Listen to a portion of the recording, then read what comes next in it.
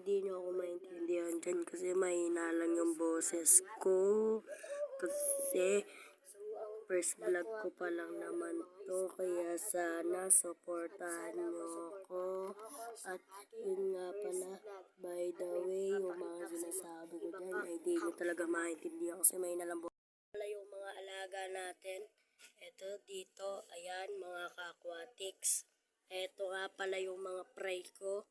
At dito nakalagay yung mga monster fish ko.